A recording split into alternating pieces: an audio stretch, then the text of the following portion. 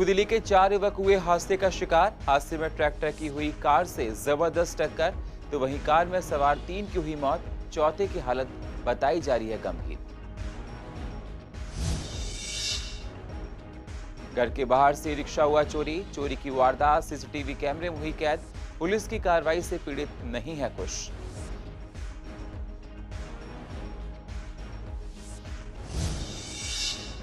दिल्ली विश्वविद्यालय ने जारी की अपनी पहली cut off list. High cut off list देखकर छात्र दिखे नाखुश। छात्रों का कहना, मौजूदा हालातों को देखते हुए कट ऑफ लिस्ट को रखना चाहिए था कम। कोरोना महामारी पर दिव्यांगों का जागरूकता अभियान। दिल्ली से हिमाचल प्रदेश तक फ्लैग मार्च निकालेंगे दिव्यांग। कारगिल युद्ध में पैर गंवा चुके जवान करेंगे लीड। और एमसीडी से सौतेला व्यवहार कर रही है दिल्ली सरकार। एमसीडी का आरोप, सरकार ने नहीं दिया विजन 2020 का पैसा। सत्येंद्र जैन ने मांगे एमसीडी के अस्पताल। नमस्कार, स्वागत है आप सभी का सीसीएन में। मैं हूं आपके साथ सुनील चौहान। अब होते हैं रूबरू पूर्व दिल्ली की अहम खबरों के साथ। पूर्व दिल्ली के पांडव नगर इलाके में रविवार को मातम पसरा रहा। इलाके के 3 नौजवान एक सड़क दुर्घटना का शिकार बन गए। चौथा युवक झिलमिल का रहने वाला है और वो भी गंभीर रूप से घायल है और बयान देने की स्थिति में नहीं है। रात करीब 1:30 बजे कीर्ति नगर मेट्रो स्टेशन के सामने शादीपुर फ्लाईओवर पर कार और ट्रैक्टर ट्रॉली में जोरदार टक्कर हो गई। इस दर्दनाक हादसे में कार में सवार 3 लोगों की मौत हो गई है, जबकि एक की हालत गंभीर बताई जा रही है। बताया जा रहा है कि ट्रैक्टर पर गार्डर लदे हुए थे और वो खराब हो गया था। ट्रैक्टर पर ड्राइवर उसे बीच सड़क में ही छोड़कर चला गया। सड़क पर रोशनी भी नहीं थी। पुलिस का कहना है कि उसे सूचना मिली कि कीर्तिनगर मेट्रो स्टेशन के सामने भयंकर हादसा हो गया। जब पुलिस वहां पहुंची तो देखा कि कार और ट्रैक्टर की टक्कर हुई है। हादसा इतना जबरदस्त था कि कार के पर खच्चे उड़ गए। पुलिस मौके पर पहुंची और घायलों को अस्पताल ले गई है। डॉक्टर्स ने वहां 3 को मृत घोषित कर दिया, जबकि चौथे युवक की हालत नाजुक बताई जा रही है। मृतकों के नाम 38 साल का चरणदीप सिंह, 32 साल का राजेश शर्मा और 42 साल का तरुण गुप्ता है। घायल का नाम परवीन सिंह है। ये सभी पक्के दोस्त थे और वीकेंड पर खाना खाने के लिए बाहर निकले हुए थे। खाना खाने के बाद जब वे लौट रहे थे तो ये हादसा हुआ। पांडव नगर में रहने वाले तीनों युवक अड़ोस पड़ोस में ही रहते थे, इसलिए वहां पूरा इलाका रविवार को गमगीन हो गया। पुलिस ने मामला दर्ज कर लिया है और आगे की जांच में जुट गई है। पूर्व दिल्ली के फर्श बाजार थाना क्षेत्र में भोलानाथ नगर इलाके में दिन दहाड़े ई रिक्शा चोरी हो गया। पीड़ित का कहना है कि 4 लोग बाइक पर आए और उनमें से 2 लोगों ने मिलकर इस वारदात को अंजाम दिया। ये घटना पूरी सीसीटीवी कैमरे में कैद हो गई, जिसमें साफ देखा जा सकता है किस तरह से 2 लोगों ने मिलकर पहले तो ई रिक्शा की जंजीर तोड़ी और उसके बाद ई रिक्शा को धक्का मारकर वहां से चले गए। पीड़ित ने बताया कि रिक्शा में जीपीएस भी लगा हुआ था। बावजूद इसके पुलिस ने कोई कार्रवाई नहीं की, यहां तक कि पीड़ित से मिलने भी नहीं आए। आप खुद सोचिए, जब पुलिस को सीसीटीवी भी दिया जा चुका है जिसमें चोरी की तस्वीर साफ नजर आ रही है, बावजूद इसके अगर पुलिस चोरों को नहीं पकड़ती है तो जिन घटनाओं में कोई सबूत नहीं होता है उस पर कार्रवाई कैसे करती होगी। बहरहाल इस घटना से पीड़ित बेहद दुखी हैं। पीड़ितों का कहना है कि वो किराए के मकान में रहता है और ये रिक्शा उसकी कमाई का एकमात्र जरिया था। मंगलवार के दिन सुबह यहाँ खड़ी थी गाड़ी 4:30 बजे के करीब। यहाँ से ये चेन काट के ले गए हैं, ले आके यहाँ से गाड़ी बैक करके ले गए हैं। पीछे से कटर वगैरह सब उठाते हुए उन्हें दिखा रहे हैं, उसमें जो कैमरों में आई है। यहाँ से ले गए हैं। पुलिस वाले ये कह रहे हैं हम कार्रवाई कर रहे हैं, कहते हैं हम आएंगे। फ़िलहाल अभी तक तो हमारे दरवाजे तो कोई पुलिस वाला आया नहीं है, बाकी कहते हैं हम आएंगे। ऐसा था 4 बजे तक तो हम देखा, 4 बजे तक तो खड़ा था। 4:15 पे जब बाहर आए छज्जे पे देखने तो रिक्शा नहीं था। नीचे आए तो चैन कटी हुई मिली, रिक्शा गायब हो गया यहाँ से। फुटेज में उसका चेहरा आ रहा है जो ले गए हैं, गाड़ी नंबर भी आ रहा है और लोकेशन भी बता रहा है। मंगलवार को ये गली में ये जो रिक्शा चोरी हुआ है, ये 4 लड़के जो दिखाई दे रहे हैं फोटोज में, 2 लड़के मोटरसाइकिल पे हैं, 2 जो है इस रिक्शे को खोल रहे थे, जो फोटो के आधार पर देखा जा रहा है। एक और चारों ने मास्क नहीं पहना हुआ और बिना मास्क के क्लियर फोटो आ रही है। पुलिस वालों का क्या कहना है? पुलिस वाले कह रहे कार्रवाई कर रहे हैं। दिल्ली विश्वविद्यालय ने स्नातक कोर्स में एडमिशन लेने के लिए अपनी पहली कट ऑफ लिस्ट जारी कर दी है। डीयू की कट ऑफ लिस्ट को लेकर हमने पूर्व दिल्ली के कई छात्रों से बात की, जिसमें छात्रों का कहना है कि वो इस कट ऑफ लिस्ट से खुश नहीं है। कोरोना महामारी के कारण उनकी पढ़ाई पर भी असर पड़ा था, जिस कारण से छात्र अपने एग्जाम्स अच्छे से नहीं दे पाए थे। छात्रों का कहना है कि मौजूदा हालातों को देखते हुए डीयू को अपनी कट ऑफ कम रखनी चाहिए थी। दिल्ली विश्वविद्यालय ने अपनी प्रथम कट ऑफ जारी की, जिसमें दिल्ली विश्वविद्यालय ने तमाम कोर्सेज में 100% अंक मांगे। दिल्ली विश्वविद्यालय की ये जो कट ऑफ आई है काफ़ी सालों बाद बढ़कर आई है, काफ़ी हाई गई है प्रथम कट ऑफ। दिल्ली विश्वविद्यालय में छात्र जो एडमिशन लेना चाहते हैं वो पैंडेमिक सिचुएशन में, कोरोना काल में उनके एग्ज़ाम नहीं हो पाए तो वो 100% नंबर कहाँ से ले पाएंगे। इसको दिल्ली विश्वविद्यालय को देखते हुए कार्य करना चाहिए था और स्टूडेंट को एडमिशन लेने के लिए 100% अंक चाहिए, जिसके लिए वो एग्ज़ाम देना पड़ता है उसको। लेकिन एग्ज़ाम जब उनके पेंडिंग सिचुएशन में हुए ही नहीं तो वो 100% कैसे अंक पास हासिल कर सकते हैं। और इससे दिल्ली विश्वविद्यालय और दिल्ली विश्वविद्यालय में आने वाले छात्र दोनों के आपसी संबंध में खटास आएगी, ताकि क्योंकि कह सकते हैं कि दिल्ली विश्वविद्यालय में छात्र एडमिशन लेने के लिए काफ़ी उत्साह रहता है, लेकिन प्रथम कट ऑफ देखते ही उनका मनोबल टूट गया। पहली कट ऑफ इतनी अधिकतम गई है जो कि विद्यार्थियों की उम्मीदों से बिल्कुल हटकर है। कुछ कोर्सेज के लिए पूरी 100% कट ऑफ निकाली गई है, जिसमें विद्यार्थी एडमिशन लेने में असमर्थ हो रहे हैं। पिछले कई सालों के मुताबिक इस साल की कट ऑफ बहुत ही अधिकतम गई है। कोविड-19 महामारी के दौरान डीयू को थोड़ा सोचना चाहिए था कि कट ऑफ नॉर्मल निकाले, जैसे कि वो हर साल निकालता आ रहा है। डीयू ने हमसे 100% नंबर मांगे हैं, परंतु हम ये नंबर कैसे ला सकते हैं जबकि सीबीएसई से 12वीं की परीक्षाएं भी नहीं हुई हैं और सीबीएसई ने हमें लास्ट एवरेज देख के ही नंबर आगे के दिए हैं। दिल्ली विश्वविद्यालय ने अपनी पहली कट ऑफ जारी की है, जिसको लेकर जो विद्यार्थी वर्ग था उसमें काफी ज्यादा उत्साह था। लेकिन इस कट ऑफ के जारी होते ही उनका जो उत्साह है वो गिर सा गया है। क्यों? क्योंकि काफी कॉलेजेस ने, कई कॉलेजेस का हाल तो ये है कि 100% कट ऑफ जारी की है, 99% कट ऑफ जारी कर दी है। और इस सिचुएशन में जो पैंडेमिक सिचुएशन चल रही है, कोरोना काल है, इस सिचुएशन में किस तरीके से एडमिशन होंगे, क्योंकि हम सब जानते हैं कि इस सिचुएशन की वजह से कुछ स्टूडेंट्स ने पेपर दिए, कुछ ने नहीं दिए, कुछ लोगों के मार्क्स अच्छे नहीं आ पाए। तो क्या उन लोगों को दिल्ली यूनिवर्सिटी में एडमिशन नहीं मिलेगी इतनी ज़्यादा कट ऑफ की वजह से? और इसका सबसे ज़्यादा जो प्रभाव पड़ेगा वो पड़ेगा जनरल कैटेगरी को।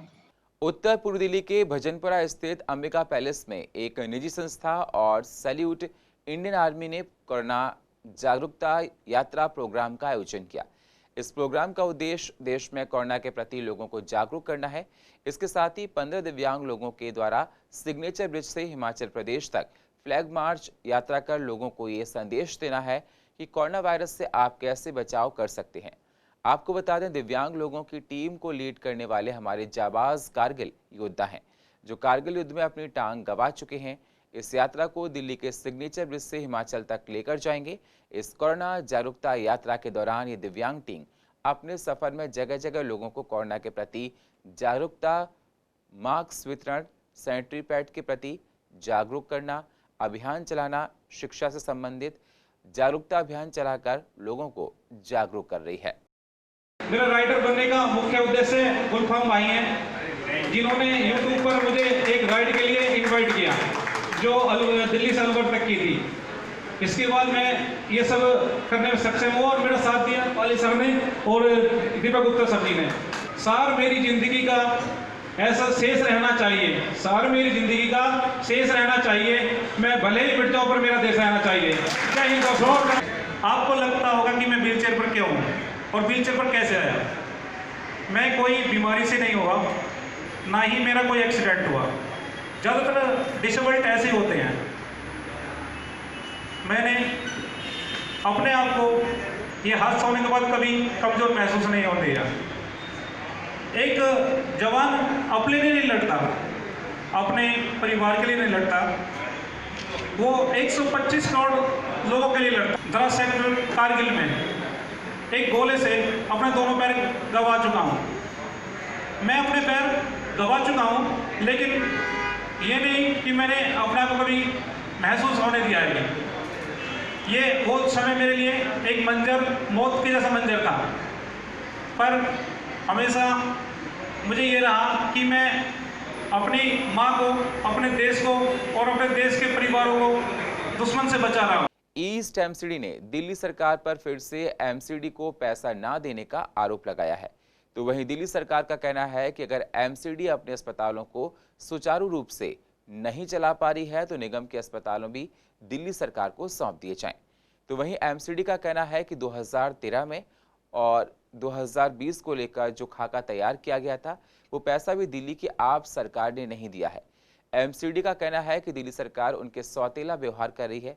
दिल्ली सरकार द्वारा पैसा ना दिए जाने के बावजूद भी एमसीडी अच्छे से अपनी डिस्पेंसरीज चला रही है।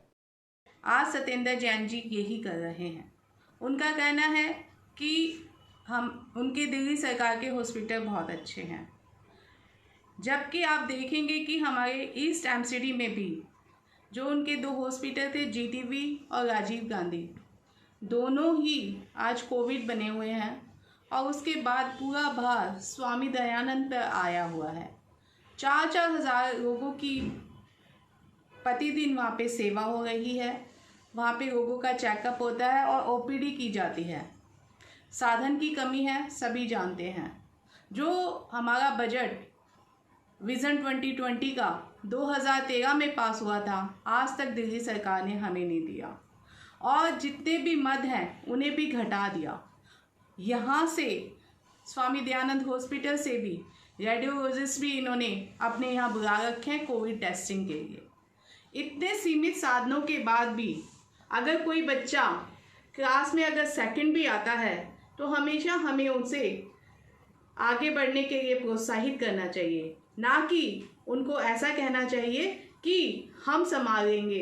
अरे संभालना तो आप ही को है, परंतु आप क्यों नहीं अपने छोटे भाई की मदद करते? क्यों एमसीडी के साथ आप सौतेला व्यवहार करते हैं? क्यों नहीं आप उनको पूरा पैसा देते?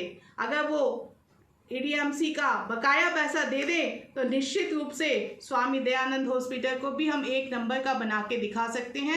दिल्ली सिख गुरुद्वारा प्रबंधन कमेटी के तहत चल रहे गुरु हरकृष्ण पब्लिक स्कूल का स्टाफ सैलरी ना मिलने की वजह से परेशान है। सैलरी की मांग को लेकर टीचर्स को धरना प्रदर्शन करते हुए 3 हफ्ते बीत चुके हैं, लेकिन गुरुद्वारा कमेटी टीचर्स की समस्याएं न सुनकर उल्टा धमकी देने पर आमदा है। गुरुद्वारा कमेटी अपनी राजनीतिक पहुंच की बात कहते हुए धरना वापस लेने की बात कर रही है।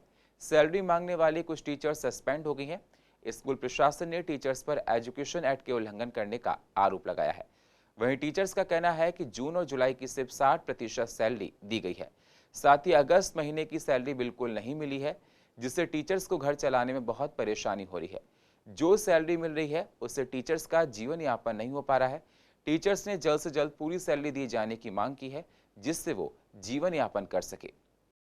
गुरु Harkrishan public school Loni road का स्टाफ पिछले 3 हफ्तों से स्कूल के गेट के बाहर अपनी पूरी सैलरीज की मांग को लेकर धरने पर बैठा हुआ है, प्रोटेस्ट पर बैठा हुआ, पीसफुली प्रोटेस्ट पर बैठा हुआ है। हमारी प्रॉब्लम को समझने और सुनने की बजाय मैनेजमेंट जो है वो फेसबुक पर, सोशल मीडिया पर मैसेज डाल रही है कि हमें पॉलिटिकल पार्टीज़ का सपोर्ट है। सर, हम टीचर्स हैं, हम पढ़ाने आते हैं, हम पढ़ा कर जाते हैं, हमें किसी पॉलिटिकल पार्टी का सपोर्ट नहीं है। हम सिर्फ अपनी जेन्युइन डिमांड्स को लेके बैठे हैं। आप कह रहे हैं कि सिर्फ 18 टीचर है या 15 टीचर है या 2 स्कूल है। सर, अगर एक भी स्कूल है या एक भी टीचर है तो उसकी प्रॉब्लम को भी सुनना आपका फ़र्ज़ बनता है। आप देखो ना, आज किसके घर में क्या प्रॉब्लम है। आपको एटलीस्ट इतनी तो नॉलेज होनी चाहिए। ऐसा कोई सिंगल अर्नर हो सकता है अपने घर का, कोई लेडी सिंगल हो सकती है, उसको उस पैसे से गुजारा ना हो सकता है, उसके पास कोई रिज़र्व फंड ना हो सकता है। वो कहाँ जाएगी? वो अपनी सैलरी तो मांगेगी सर, अपना हक ही तो मांग रहे हैं वो। हाथ जोड़कर हमारी मैनेजमेंट से मेरी दरख्वास्त है कि आप हमारी सैलरीज रिलीज़ करो। पूर्व दिल्ली के विश्वास नगर से विधायक ओपी शर्मा ने आज पुजारियों को आर्थिक सहायता प्रदान की।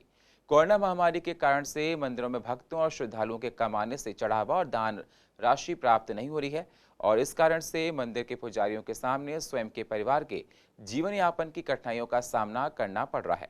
मंदिरों में भगवान की पूजा अर्चना संभव हो और पुजारियों के जीवन यापन की व्यवस्था सुव्यवस्थित रूप से चले, इसके लिए विधायक ओम प्रकाश शर्मा ने 5100 रुपए की आर्थिक सहायता और राशन वितरण किया है। देखिए, हमारी विधानसभा में 425 मंदिरों के पुजारी हैं, जिनमें से हमारे करीब 45 लोग रह गए थे। 30 लोगों को आज 30 जो हमारे मंदिरों के पुजारी हैं उनको 5100 रुपये सूखा राशन, जो कि आप देख रहे हैं चावल, मिठाई, फल, ये सब प्रदान किए जा रहे हैं। और ये सब समाज की तरफ से कोरोना काल में विशेष रूप से मंदिरों में जो काम करने वाले, जो भगवान की पूजा करने वाले अर्चक हैं, पुजारी हैं, उनको जो आर्थिक रूप से वो संबल उनको मिले, तो इसलिए ये सारा कार्यक्रम आज समाज की तरफ से किया जा रहा है। एक 5100 रुपये की राशि है, 5 किलो चावल की किट है, 7 कुछ सब्जी हैं और एक मिठाई का डिब्बा है जो इनको भेंट किया गया है। और ये जो कार्यक्रम है पिछले करीब 2 महीने से चल रहा है। पूरी विधानसभा के अंदर 400 मंदिरों की सूची बनाई गई थी, जिसमें लगभग हम अंतिम चरणों में चल रहे हैं। आज बहुत खुशी है, श्री ओम प्रकाश शर्मा जी द्वारा 5100 रुपये का चेक और ये आटा और ये सब फल ये सब दिया गया। बहुत अच्छा है। भगवान इनको ऐसे दिन दूना रात चुगना बढ़ाते रहें, ऐसे तरक्की करते रहें। दिया गया है, 5100 रुपये दक्षिणा दी गई है, मिठाई दी गई है। दिल्ली सरकार की तरफ से डेंगू के खिलाफ चलाए जा रहे 10 हफ्ते 10 बजे 10 मिनट महाअभियान में दिल्ली के बच्चों की भारी भागीदारी के बाद अब यह अभियान अपने 6ठे सप्ताह में प्रवेश कर रहा है। इसी कड़ी में कृष्णानगर के विधायक एस के बग्गा ने क्षेत्रवासियों को इस अभियान के बारे में संदेश दिया है। आपको बता दें, सप्ताह अभियान में दिल्ली में रहने वाले सभी परिवारों को डेंगू को हराने के लिए एक साथ आने के लिए प्रोत्साहित किया जाएगा, ताकि वे हर रविवार को समय निकालकर 10 मिनट तक अपने घरों का निरीक्षण करें और एकत्र पानी को बदल दें। सीएम अरविंद केजरीवाल ने भी दिल्ली में सभी परिवारों को 10 हफ्ते 10 बजे 10 मिनट अभियान में भाग लेने के लिए प्रोत्साहित किया है। आज मैं अपने दफ्तर की छत पर खड़ा हूँ, देख रहा हूँ पानी जहाँ जहाँ नज़र आया मेरे को, पानी की टैंकी बिल्कुल ढक्कन बंद है उनके। मैंने कल भी अपील की है सबको 10 बजे संडे को सुबह 10 बजे का टाइम दें। 10 हफ्ते के लिए सीएम साहब ने आह्वान किया है, जिससे डेंगू से राहत मिलेगी सबको। और आशा करता हूँ कि सभी लोग इस अपील को मंजूर करेंगे और अपने अपने घरों में आने वाले संडे को सुबह 10 बजे 10 मिनट का टाइम देंगे। जहाँ भी आपको पानी नज़र आए, गमलों में या किसी भी ढक्कन में, तो उसको उल्ट दें जिससे मच्छर पैदा ना हो। जिस तरह पिछले साल भी पूरी दिल्ली ने डेंगू के ऊपर वार किया था, उसी कड़ी को इस साल भी आगे जोड़ते हुए 10 हफ्ते 10 रविवार 10:10 पर डेंगू पे वार। जैसे आप देख रहे हैं, घर में हम लोग अपने कूलर की सफाई कर रहे हैं, गमलों की सफाई कर चुके हैं। तो मैं भी हर दिल्ली वाले से यही अपील करता हूँ कि आप भी हर हफ्ते सुबह 10 बजे 10 मिनट हर रविवार को इसी तरह डेंगू पे वार करिए, ताकि पिछली बार की तरह इस साल भी हम डेंगू को हरा सकें। रघुवरपुरा इलाके में निगम पार्षद श्याम सुंदर अग्रवाल ने गली नंबर 4 गुप्ता लेन की गली के निर्माण कार्य का उद्घाटन किया। इस मौके पर मंडल के अध्यक्ष राजेंद्र वर्मा जी और महिला मोर्चा मंत्री कंचन महेश्वरी ने नारियल फोड़कर निर्माण कार्य की शुरुआत पर खुशी जाहिर की है। इस मौके पर निगम पार्षद श्याम सुंदर अग्रवाल ने कहा, इस गली का निर्माण पिछले 15 साल से नहीं हुआ था। जैसे ही उनके पास बजट आया है, उन्होंने फौरन निर्माण कार्य करवाना शुरू कर दिया है। साथ ही कहा कि इस गली की लागत 6.5 लाख रुपए की आएगी और इस गली का निर्माण 48 घंटे के अंदर पूरा कर लिया जाएगा। कोरोना पर वर्ल्ड हेल्थ ऑर्गेनाइजेशन ने पूरी तरह से पलटी मार की है। कहा है कि कोरोना के मरीज को ना तो आइसोलेशन में रखने की जरूरत है और ना ही क्वारंटीन की, यहाँ तक कि सोशल डिस्टेंसिंग की भी जरूरत नहीं है। तो वहीं इस मुद्दे पर डॉक्टर अनिल गोयल का कहना है कि जिन मरीजों में लक्षण नजर नहीं आते हैं, ऐसे लोग ही कोरोना संक्रमण फैलाते हैं।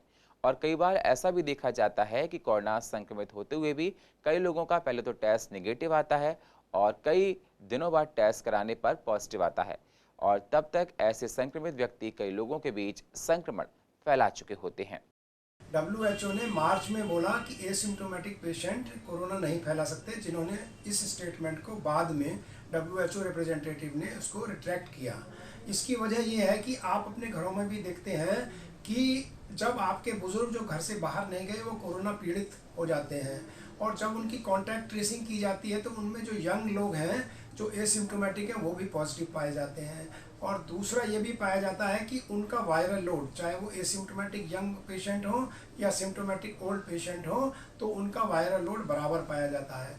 इन दोनों कारणों से ये प्रूव हुआ कि एसिम्प्टोमेटिक लोग भी कोरोना फैला सकते हैं। सिर्फ इशू ये होता है कि इम्यूनिटी किसकी ज़्यादा है किसकी कम है। चूँकि यंग में और बच्चों में इम्यूनिटी ज़्यादा है, इसीलिए उनमें सिम्टम्स नहीं होते, लेकिन बुज़ुर्गों में उतने ही वायरल लोड पर सिम्टम हो जाते हैं। इसी कारण से स्कूल, कॉलेजेस और बहुत सारी जगह नहीं खोली जा रही जहाँ की यंग लोग हैं और इम्यूनिटी अच्छी है, तो हो सकता है वो इन्फेक्शन के बावजूद एसिम्प्टोमेटिक रहें, लेकिन जब वो घर में आएंगे तो अपने सीनियर सिटीजन्स को वो इन्फेक्शन फैला सकते हैं। इसीलिए हम सबको बहुत सावधान रहना है कि 40% लोग आउट ऑफ 100%, 40% एसिम्प्टोमेटिक हो सकते हैं, अनदर 40% माइल्डली सिम्प्टोमेटिक हो सकते हैं। तो 80% लोग या माइल्ड सिम्प्टोमेटिक होते हैं या सिम्प्टोमेटिक होते हैं एसिम्प्टोमेटिक, और 15% लोग वो होते हैं जिनको ऑक्सीजन की ज़रूरत होती है, और 5% वो लोग होते हैं जिनको आईसीयू एडमिशन या वेंटिलेटर की ज़रूरत होती है। तो इसीलिए हमें बहुत ध्यान ये रखना है कि हम लोग मास्क लगाएं, फिजिकल डिस्टेंसिंग 6 फुट की दूरी पर रखें, क्राउडेड प्लेसेस पे न जाएं और अपना हैंड हाइजीन को बरकरार रखें। ये है कि एसिम्प्टोमेटिक लोग जो है वो कोरोना को स्प्रेड करते हैं। हम ये देख रहे हैं कि जो एसिम्प्टोमेटिक लोग हैं उनमें बाद में चल के, चाहे उनका जो है वो कोरोना नेगेटिव भी आ जाए, उसके बाद में चल के भी उनको हेल्थ की प्रॉब्लम्स हो रही हैं, हेल्थ की इश्यूज हो रही हैं। पिछले 6-7 महीने से सारे डॉक्टर जो हैं कोरोना वॉरियर्स बन के आपके लिए आपकी सेवा कर रहे हैं और आपको इस डिजीज से बचाने के लिए अलग अलग उपाय कर रहे हैं। और इसी के चलते आजकल डॉक्टरों ने एक नई स्कीम लॉन्च कर रखी है जिसको बोला है mask on corona gone, mask लगाओ कोरोना भगाओ। दोस्तों, कोरोना से जो है वो डरने की जरूरत नहीं है, मगर मन के अंदर ये भय होना चाहिए कि हम कहीं कोरोना से पीड़ित ना हो जाएं। इसके लिए मास्क का लगाना, हाथ का धोना, सोशल डिस्टेंसिंग करना, ये सारी चीजें बहुत ज्यादा जरूरी हैं। और पूर्व दिल्ली की अधिक जानकारी के लिए आप YouTube पर जाकर CCNN को सब्सक्राइब करें और फ्रेश अपडेट लेते रहें। और फिलहाल पूर्व दिल्ली खास में इतना ही। बाकी खबरों के लिए आप बने रहिए CCN के साथ। तब तक के लिए नमस्कार।